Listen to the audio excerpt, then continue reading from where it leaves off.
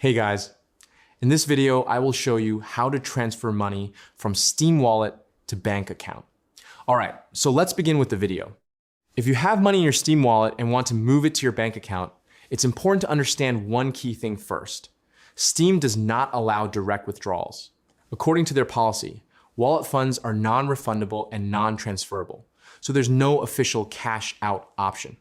However, there are a few common workaround methods people use. The most popular method is buying liquid in-game items, such as CS2 skins or other items with high demand. You use your Steam balance to purchase these items from the market.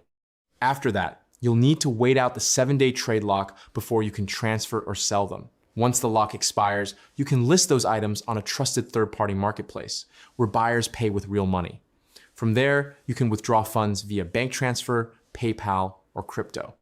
Keep in mind though, you'll usually lose around 20–25% of the value due to fees and commissions. Another method is buying physical hardware, like a Steam Deck or other Valve products. If you have a large balance, you can purchase hardware directly from the Steam store, then resell it on local marketplaces for cash. This is often more efficient for bigger amounts, though it depends on demand in your area. A simpler option for smaller balances is gifting games to friends. If someone you know wants to buy a game, you can purchase it for them using your wallet, and they can pay you in cash outside of Steam. Finally, be very careful. There are many websites claiming they can directly convert Steam Wallet funds to cash. These are often scams designed to steal your account. Never log into suspicious sites or share your credentials. So while you can't withdraw directly, these indirect methods can help convert your Steam balance into real money. Just expect some loss in value and take security seriously.